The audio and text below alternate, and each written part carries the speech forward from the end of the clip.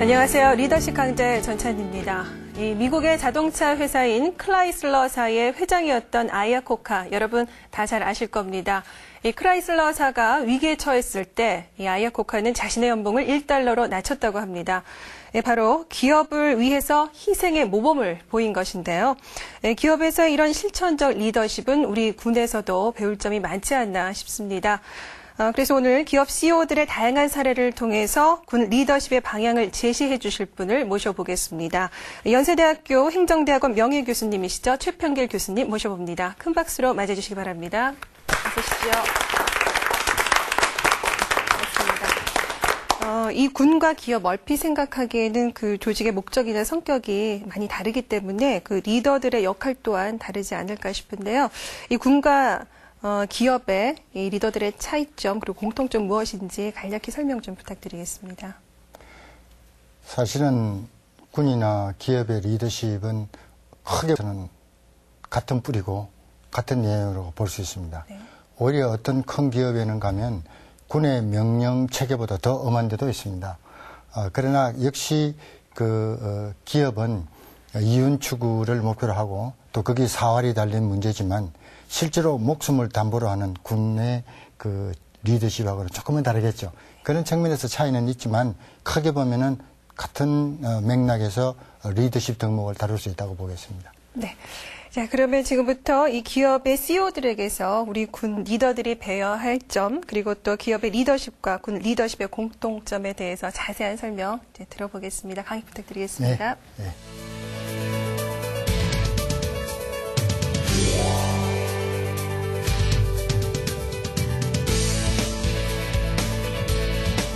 여러분 안녕하십니까? 오늘 같이 토론할 제목은 리더십인데 제가 말씀드리려고 하는 리더십은 기업 또는 정부의 그 CEO 리더십에 대한 것입니다. 리더십의 기본 핵심은 어떤 중요한 목표를 놓고 그 지도자가 그 조직원 전체에게 혹은 정부면 정부 또는 기업이면 기업의 전 종업원들에게 우리가 나갈 목표는 이거요.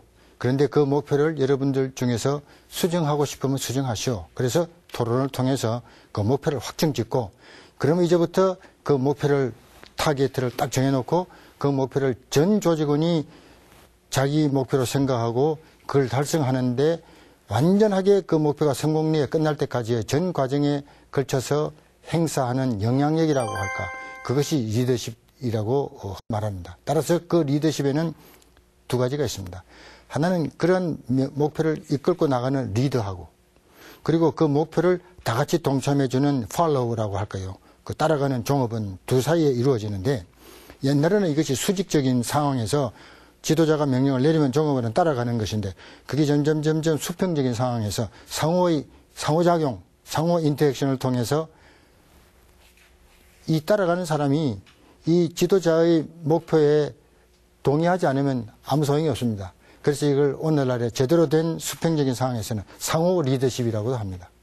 그리고 사실은 이 따라가는 종업원들도 그분들이 그 목표를 이끌고 나가는데 중요성을 인정하고 몸바쳐서 달성한다면 그분도 사실은 그 순간에 조그마한 분야의 지도자가 되는 것입니다. 자, 그런 그 리더십을 말씀하기 전에 중요한 것은 우리 나름대로는 가장 중요한 것은 공식적인 목표입니다.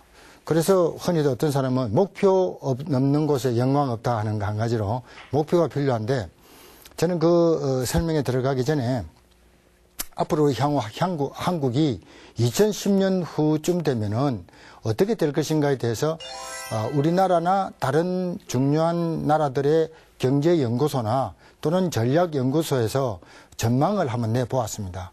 그런 전망을 보면 최소한도 경제 영역에 있어서는 미국, 중국, 일본, 독일, 영국, 프랑스, 이태리 7개국 나라에 뒤이어 한국도 같이 참여해서 8개의 경제 강국이 될 수 있다. 경제 8강이다 이거죠. 월드컵 16강 그다음에 8강인데 8강까지 갈 수 있다는 겁니다. 근데 여러분 실제로 가능한 게요. 남북한이 통합되면 인구는 프랑스하고 독일하고 비슷합니다. 또 사실 지역도 그 영역도 그렇게 영국, 프랑스에 비해서 그렇게 좁은 편도 아니고요. 이제 그렇다면은 또 하나는 우리도 정보 세계화는 상당히 이제 세계적으로 앞서 있고 또 군사력으로 말하면 우리도 전략핵에 대한 추진력 같은 그런 군사력을 보유한다든가 그렇게 되면은 범위를 좁혀서 아시아에서 우리는 항상 미, 일, 러, 중 이 4강에 뭐 연대를 같이 한다 그러는데 왜 우리도 미, 일, 러, 중에 붙어서 막내 5강으로 들어갈 수 없나? 강력한 미들 파워라서 5강이 될 수 있다. 그런 그 목표를 한번 세워볼 필요는 있지 않겠는가? 또 국내적으로는 진짜 시와 음악이 흐르는 방거리를 즐겁게 거닐 수 있는 그런 찬란한 사회 복지국가를 만든다면 대한민국도 전 세계에 8강다는 것은 문제없지 않겠나. 그런 거대한 국가 목표, 그 속에서 삼성도, 현대도, 또 조그마한 중소기업도, 중요한 IT 기업도 한번 도약할 수 있지 않겠나 하는 그런 목표를 세울 수도 있을 것입니다. 자, 그런 목표를 가지고 우리가 리더십을 행사한다면 보통 리더십에는 두 가지 종류의 큰 주류가 있다고 합니다. 하나의 주류는 공식적이고 제도적인 리더십입니다. 그것은 말하자면은 과업 성취 리더십입니다. 목표를 분명해라. 그리고 그 목표를 달성하는데 전력을 집중하자는 과업 성취 리더십. 흔히들 task oriented leadership이라고 하고 또 하나는 과업이 아무리 좋고 그럴싸해도 과업을 달성하려는 사람들의 의지가 없으면 그런 걸 달성하는 훌륭한 사람들의 팀워크가 없으면 그건 다 소용없는 거 아니냐. 그래서 중요한 것은 과업도 중요하지만은 그걸 달성하는 사람이 중요하다. 특히 사람과 사람과의 관계다. 그래서 리더십의 에센스는 그 목표를 달성하는 사람들을 어떻게 한테 묶느냐 하는 그것이 핵심이라는 것입니다. 그래서 그걸 조직원 인간관계 리더십, 그래서 어떤 사람들은 그걸 영어로 personal leadership 혹은 person oriented leadership 혹은 person related relation leadership이라고도 말합니다. 그런데 이 두 개는 상호 보완적이고 어떤 면에서 하이엔드 하이입니다. 이제 그래서 그걸 좀 구체적으로 보면은 과업성취 리더십이라고 하는 제도적 리더십에는 첫째는 무조건 어떻게 하든지 간에 명확하고 분명하고 그 종업원들이 볼 때 달성 가능한, 현실 가능한 확실하고 분명한 목표를 세우는 것입니다. 또 그 목표도 그 종업원이 동의하고 따라서 모두가 동의하는 확실하고 분명한 목표를 세우는 것이 가장 중요한 과업성취 리더십의 핵심이고요. 그 다음에는 그런 목표를 달성하기 위해서는 적극적으로 이 목표를 달성하기 위한 조직은 어떻게 나눌 것이고 거기에 어떤 유능한 사람들을 넣을 것이라는 기획력 그리고 조직 장악력이 필요하다는 식입니다. 또 하나는 문제 해결 능력입니다. 항상 문제가 생길 때 화내지 마라. 그리고 어떤 식으로 이 문제를 풀어나갈 것인가. 뭐가 문제냐. 하나씩 해결해 보면 될 수 있다 하는 그 논리적인 사고를 문제 해결에 대한 논리적 사고를 가지라. 그런 것이 있고 또 하나는 그 조직 구성원들에게 투명하게 물론 어느 부분을 감출 것도 있겠지만 대부분의 중요한 것은 봐라 우리 조직의 강점은 이거고 현재 수행하고 있는 목표에서 어려운 점은 이런 것이 있다. 그리고 종업원 한 사람 한 사람에게 필요한 모든 정보를 일시에 알려주는 투명성 있는 정보의사 소통력이 있어야 된다는 것입니다. 감출 것이 없다 그죠. 또 하나는 관찰 감시 능력에서 흔히들 말하는 모니터링. 저 TV 화면을 통해서 우리 조직원이 어떻게 움직이건 하는 식으로 어느 누가 이 시기에 열심히 하고 있나 없나. 또 여러분 축구도 그렇지만은 훌륭한 선수가 그 미드필드부터 백 또는 포워드까지 시작해서 자기의 영역도 중요하지만 멀티플레이라 하는 것은 소위 다른 팀이 다른 플레이가 잘할 수 있도록 밀어주는 것과 마찬가지로 자기만 잘해서 되는 것도 아니니까 그런 팀워크를 잘하고 있는 걸 항시 보라 그거죠. 그래서 나중에 우리가 또 이야기도 되겠지만은 지도자에서 가장 중요한 것은 또 체력이 중요하다고 하는데요. 그런 것에 중요한 것은 사람의 몸이 날렵해야 된다는 겁니다. 그래야 현장 감각이 있어서 뛰어다니는 거 아닙니까? 저도 옛날에 소대장 했는데 그때 우리 가르치는 어떤 교관이 그러고 또 어떤 지휘관이 와서 그런 이야기 하대요. 소대장, 지휘자는 그 현장 능력이 있어야 되니까 뭐 소대장이 뭐 사무실이 있습니까만은 그 지휘관일수록 책상에 앉아있는 시간을 극소화하고 현장 감각이 있고 현장을 누벼야 된다 그러는데 실제로 그것은 기업에도 마찬가지입니다. 그러면 그런 과업 성취를 실제로 달성하는 것은 사람이 한다 그러면 사람이 하는 리더십은 그럼 어떤 것이 있는가? 그것이 소위 인간 리더십인데요. 첫째가 그 종업원 일하고 있는 모든 분, 일개 소대면 소대, 중대면 중대, 연대, 대대, 연대, 사단까지, 군단까지 또는 그 참모본부에서 또는 여러분 기업에 이르기까지 중요한 것은 한 사람 한 사람에 대해서 일단 지휘관으로서 책임을 맡으면 그 종업원 시장을 철저히 방어하면서 동기부여입니다. 자네는 무언가 좀 더 잘할 수 있지 않겠나. 또 사기양양을 시켜줄 수 있는 방향을 강구하고 또 하나는 자문 상담입니다. 자네는 이 분야에 대해서 조금만 잘하면 다음 부서로 옮겨가서 더 잘할 수 있지 않겠나. 또는 종업원 자기발전. 자네는 여기서 현장에서 경험으로 쌓아서 야전으로 크는 것도 있지만 때로는 외국에 나가서 공부도 좀 해서 소위 병서를 좀 더 읽고 전략적인 사고나 있어야 될 거 아닌가. 자네는 현재 이 부서에서 IT 분야를 발전하고 있지만 다음에 변화될 상황을 고려해서 이런 걸 좀 더 공부하고 오게. 그런 걸 컨설트 해주면 그 사람은 나의 상관은 나에 대해서 미래까지 나를 보장해 주려고 신경을 쓰고 있구나. 그러면 더욱 열심히 일할 수 있다는 것입니다. 또 하나는 지원입니다. 우리는 뭘 좀 도와줄 것인가. 항상 우리 군에서도 그렇고 일반 부서에도 보면 정부기관에서도 자기 부서만 영역을 쌓고 허기야 자기 일하기도 바쁘지만은 남을 도와줄 시간도 없습니다. 그러나 유능한 훌륭한 그 지도자는 자기 부서도 잘하거니와 옆 부서에 가서 우리가 뭐 좀 도와줄 거 없어. 항상 그런 서포티브한 사람이 훌륭한 지도자가 된다는 겁니다. 그리고 또 하나는 인정인데요. 제가 재미있는 연구를 한번 해봤습니다. 우리 대학원에 다니는 학생 가운데에서 경영학과의 학생이 있고 하나는 행정학, 정치학 이런 걸 전공한 학생이 있고 또 군에서 위탁 온 장교 대학원생도 있는데 제가 이런 걸 써요. 여러분들은 자기가 일을 하고 있을 때 그 가장 그 사기를 높이는데 좋은 것이 뭐라고 당신 상관이 어떻게 해주는 것이 기분이 좋으냐 그렇게 물었거든요. 그랬더니 그 군에서 온 위탁 장교나 대학원생이나 또는 정부기관에 일하는 사람이나 또는 행정학이나 정치학을 전공하는 학생들은 상관이 자기를 인정해 준다는 겁니다. 자네 정말 잘하는구나. 난 자네만 믿네. 그러면 정말 가만히 있던 침체되어 있던 그 힘도 사기가 습더라고요. 그러니까 경영학 쪽에 있는 분이 아니다. 그것도 중요하지만은 자기는 돈 봉투부터 일단 상관이 주는 것이 좋다. 찬물도 상인데 말도 사는 것도 안 된다. 그거 왜 그러냐. 나는 어떤 은행에 근무했는데 저는 그 4시 반에 문 닫아서 집에 가는 줄 알았어요. 아닙니다. 어떤 데는 결산한다고 아주 늦게 새벽까지도 뭐 밤 늦게까지 일한대요. 내가 이 은행에 충성하면서 이렇게 밤 늦게까지 일하나 내일 당장 간둬야지. 가족도 좀 생각하고 놀러도 가야 되겠다. 근데 아침에 보면 그 오후에 보면 봉투가 왔는데 이달 봉급이 왔는데 300%, 400% 봉급 이게 막 엄청 크더라고요.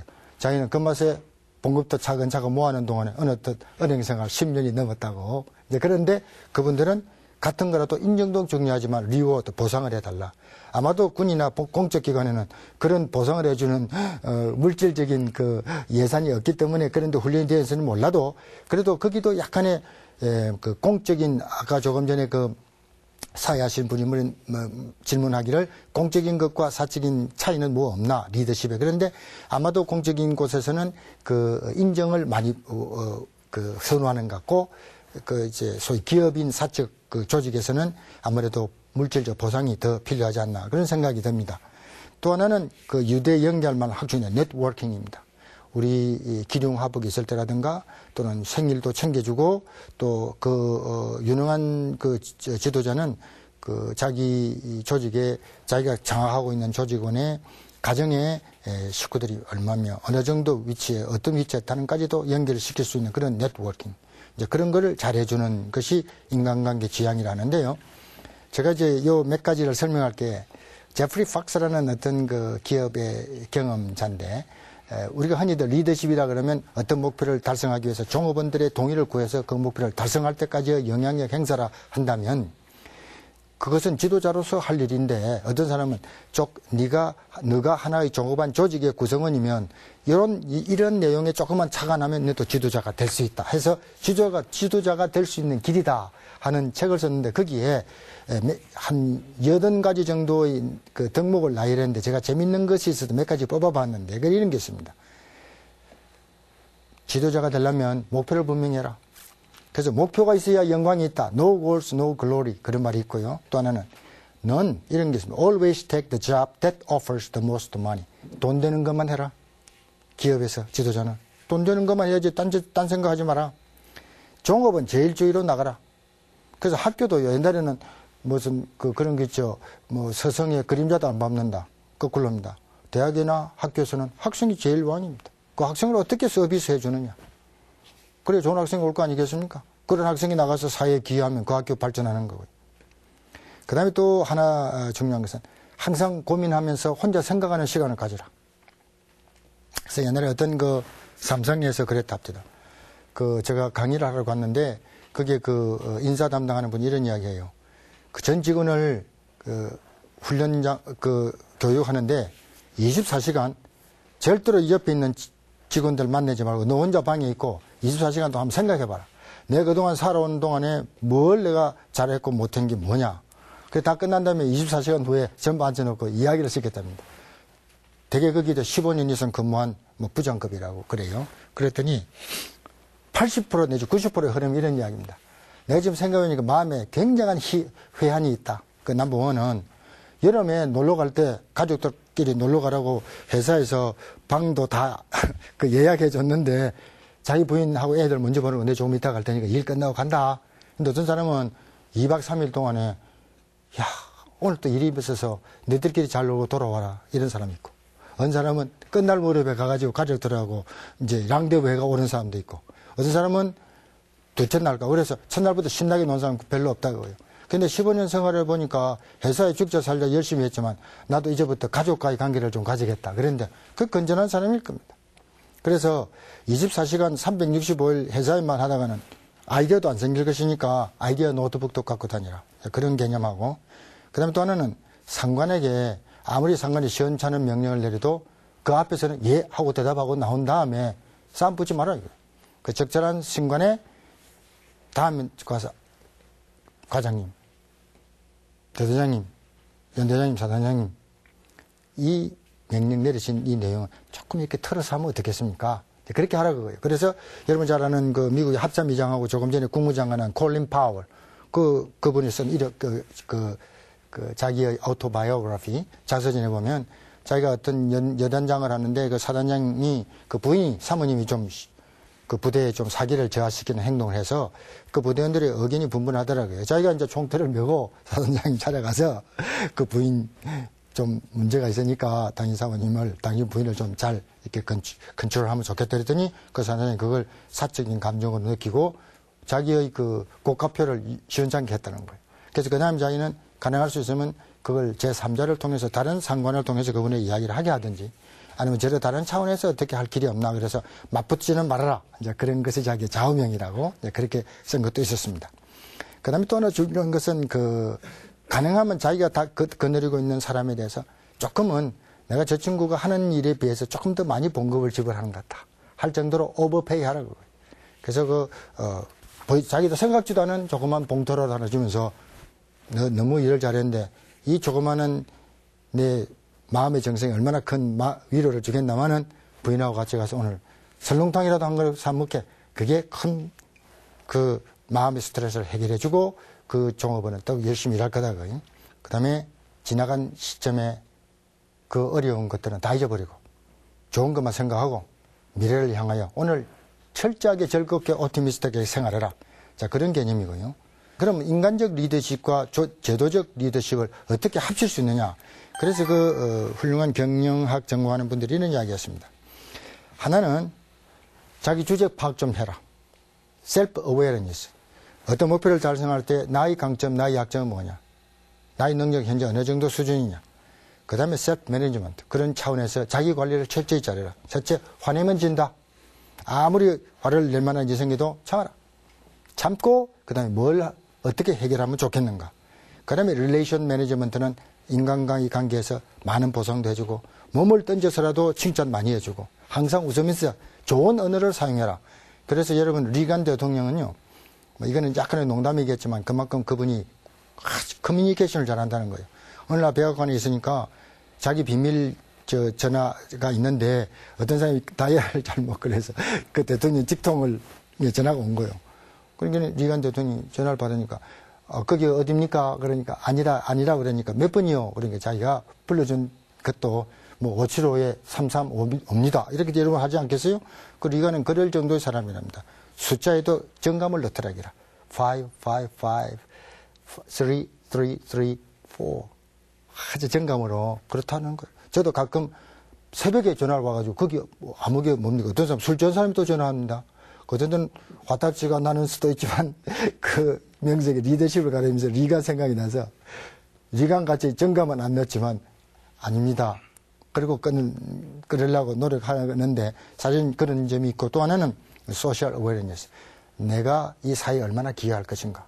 여러분 조그마한 기업도 그 기업주의 사장도 따지고 보면 그 물건을 통해서 사회에 기여하는 것이라면 그런 소셜 어웨어니스로 생각하라. 그런 개념입니다. 마지막으로 제가 이제 여러분들에게 말씀드리려고 하는 것은 최근에 와서는 전문적 리더십이 많이 발전되고 있습니다. 제가 우리나라의 그 중앙 공무원 1급부터 9급까지 그러니까 국방부의 그 현역도 포함되어 있습니다. 그래서 제가 너가 왜 너 상관의 명령을 받아들이느냐 그랬더니 넘버원 우리 상관이 내리는 명령은 그 상관이 그 분야에서 너무나 오랫동안 일을 해와서 아주 완벽한 전문적인 리더십을 갖고 지식이 있기 때문에 그분 말을 안 들을 수가 없다. 그래서 그 업무에 정통한 리더십을 갖고 있기 때문에 그 업무에 정통한 리더십에 나는 복종한다. 그게 가장 큰 항목으로서 나타났고요. 두 번째는 상하의 인간적 리더십에 감복하여 듣는다. 조금 전에 말한 인간적 리더십을 들었고요. 두 가지. 그러니까 인간적 리더십하고 제도적 리더십이 합쳐져 있어요. 세 번째가 소신껏 일하게 해주는 리더십. 열심히 일하게 해주는 리더십이 있다. 이거예요. 자, 그것도 인간적 리더십 아닙니까? 근데 그 다음에 좀 실적 지향 리더십. 반드시 목표를 달성하는 리더십이다. 그건 조금 전에 말한 제도적 리더십과 같아서 이상하게도 제가 이 실정적 조사를 해본 바에 의하면 제도적 리더십, 목표 달성과 같은 거, 조직 장악력 같은 그런 제도적 리더십하고 상하관계나 그런 인간적 리더십하고 소신껏 일하게 해주는 그런 지도자의 그 인간적 리더십. 이게 합친 것이 똑같이 2대2로 같이 들어가는 것이 오늘의 신세대고 또 신세대는 그런 측면에서 매우 실용적인 그런 사고를 갖고 있어서 이제 훌륭한 지도자는요. 기업이나 군이나 간에 그 분야의 최고의 전문성을 가진 지도자여야 됩니다. 열심히 공부할 수밖에 없습니다. 그리고 혼자 하는 게 아니고 다 같이 어울려서 서로가 shared, 서로가 공유하는 리더십을 향해서 전진하는 것입니다. 다 같이 어깨를 맞잡고 가는 것입니다. 그때 진정한 리더십 힘이 생기는 것입니다. 그리고 거기서 우러나는 전문적 리더십, 공부하는 리더십. 그것이 아마 앞으로 미래에 필요한 CEO나 군의 리더십이 아닌가 생각이 듭니다. 그런 의미에서 아마도 중요한 오늘의 메시지는 전문적 리더십, 공부하는 리더십, 그런 것이 아닌가 생각이 듭니다. 이상입니다. 감사합니다.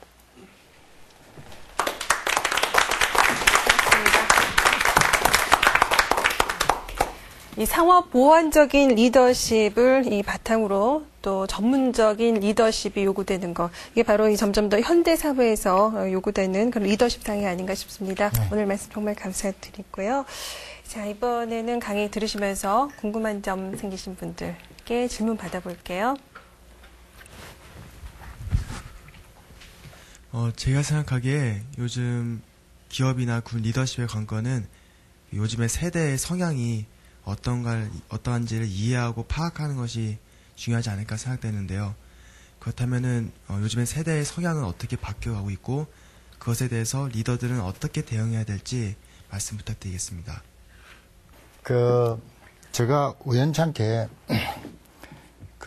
1975년부터 매년 10년을 주기로, 매 10년을 주기로 75년, 그 다음에 87년, 그리고 93년, 2005년, 이런 10년 주기로 40년에 걸쳐서 우리나라 대학생 의식조사를 쭉 해왔습니다. 그러니까 75년에 연구조사할 때는 그때의 대학생이 지금 50대가 됐습니다. 지금, 그래서 40년 기간 동안에 그 세대의 변화를 보니까, 상당한 그 의식 행동의 변화가 있었습니다. 오늘의 세대는 제가 볼 때 실용 세대라고 합니다. 그래서 pragmatic generation. 왜 그러냐. 40년 전에 대학에 다니던 사람들은 너 왜 대학에 들어왔나 그러면, 인격도야, 학문연, 하늘에 구름 잡는 명분론을 많이 강조했는데 요즘 막상 너 어떻게 학교 왔냐 그러면 내 전공 분야에 학문도 아니에요. 내 전공 분야에 기술 배워서 빨리 취업하려한다. 그리고 대학에 있는 동안에 제일 고민이 뭐냐. 전공 분야의 기술 연마와 취업이다. 그리고 이제 끝난 다음에 뭘 하겠냐. 빨리 좋은 직장 구하고 결혼해서 잘 먹고 잘 살겠다는 거. 매우 실용적입니다. 또 하나 중요한 게 있습니다. 요즘은 학생 운동을 어떻게 생각하는가. 학생 운동에 관심이 있다는 사람은 전체 대학생의 0.3%. 학생 운동하면 그런 왕따로 봅니다. 지금 뭐에 관심 있나? 취업. 그만큼 이 세대는 그렇다고 너무 자기 이익만 추구하는 것도 아닙니다. 따질 거는 따지고 아주 실용적이고 실리 추구라는 것입니다. 그렇다면 이 젊은 세대의 마음을 붙잡고 그 마음을 읽어가면서 그 실용적인 그 흐름을 실용적으로 대응해 주는 것이 새로운 지휘관이나 새로운 CEO의 면모가 아닌가 그런 생각이 됩니다. 충분히 대답이 되셨나요? 네, 요즘 그 젊은 세대들의 성향은 뭐 경제 부분 또 취업 이런 그 실리적인 부분, 실용적인 부분에 상당한 관심이 있고 또 이 리더들은 그런 데에 대한 그 욕구, 충족을 위해서 좀 집중적인 전략을 연구할 필요가 있을 것 같습니다. 그렇습니다. 네, 자 오늘 이 기업 CEO들의 리더십을 통해서 군의 리더십을 향상시켜보는 시간을 가져봤습니다. 최평길 교수님 오늘 말씀 정말 감사합니다. 감사합니다. 고맙습니다. 네, 이 좋은 리더가 되기 위해서 가장 먼저 해야 될 일은 무엇일까요? 많은 리더십 전문가들은 이렇게 이야기합니다. 지금부터 나는 리더다라고 생각하는 것이 리더가 되는 첫걸음이라고요. 그 다음부터는 주어지는 모든 만남과 순간순간을 배움의 기회로 활용한다면 그것이야말로 리더가 되는 지름길이다라고 이야기를 하네요. 자, 좋은 리더가 되고 싶으시다면 지금 당장 시작하시길 바라겠습니다. 리더십 강좌 여기서 모두 마치겠습니다. 다음 시간에 다시 찾아뵙겠습니다. 고맙습니다.